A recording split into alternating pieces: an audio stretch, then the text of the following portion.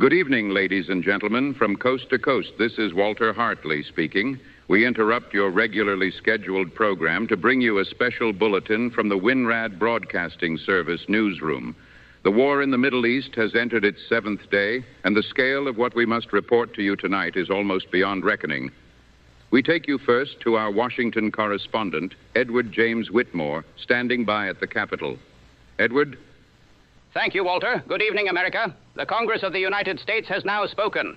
Yesterday afternoon, the House of Representatives voted 212 to 219 to defeat the War Powers Act 19 to defeat the War Powers resolution that would have required President Trump to seek congressional authorization before continuing military operations against Iran. This follows the Senate's rejection of its own resolution, 47 to 53. Only 2 Republicans broke with the president. Taken together, these votes amount to an implicit authorization for the president to carry on this war as he sees fit.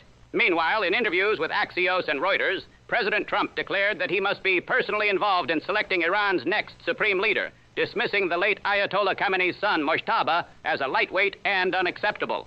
He compared the situation to Venezuela and urged Iranian regime leaders to surrender in exchange for immunity. The cost of this war is staggering. The Center for Strategic and International Studies estimates the first 100 hours of Operation Epic Fury cost $3.7 billion, roughly $891 million per day. Defense Secretary Pete Hegseth has warned the war may extend 8 weeks and declared, if you think you have seen something, just wait. The Dow fell nearly 1,000 points yesterday. Brent crude has climbed above $84 a barrel. Back to you, Walter. This is Walter Hartley with continuing coverage from the WINRAD Broadcasting Service. The war in Iran has entered its 7th day. We take you now to our Foreign Affairs correspondent, Theodore Charles Bennett, with the latest from the battlefield. Theodore? Thank you, Walter. The bombardment of Iran has intensified dramatically overnight, heavier than anything witnessed in the previous 6 days. Massive explosions struck near Pasteur Street in Tehran, near the university and in residential neighborhoods. Strikes also hit Shiraz, Qom, Isfahan, and Kermanshah. The Iranian Red Crescent reports the death toll has risen to at least 1,332. Admiral Brad Cooper of Central Command announced that American B-2 stealth bombers dropped dozens of 2,000-pound penetrator bombs on deeply buried missile launchers inside Iran. The Israeli military claims near-complete air superiority, stating it has carried out 2,500 strikes and destroyed 80% of Iran's air defenses. Iran continues to fight back, though at diminishing capacity. The United States says Iran's ballistic missile attacks have fallen by 90% since the first day. But strikes continue across the region. The Emirates intercepted 6 ballistic missiles and over 130 drones in a single day. Bahrain has destroyed 78 missiles and 143 drones since the war began. And an Iranian missile struck a hotel, residential buildings, and an oil refinery there. Qatar was targeted by 14 ballistic missiles. Azerbaijan says 2 Iranian drones struck near its airport and a school. The United States has suspended its embassy in Kuwait and closed its consulate in Karachi, Pakistan. China has dispatched an envoy to mediate. NATO allies have increased their defense posture. And Iran's foreign minister has stated there is no reason to negotiate with Washington. The 6 American service members killed in this conflict have now been identified. They were killed by a drone strike on a military facility in Kuwait.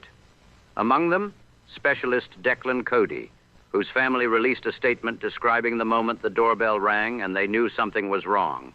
6 families tonight are grieving, and this war, by every measure, is just beginning.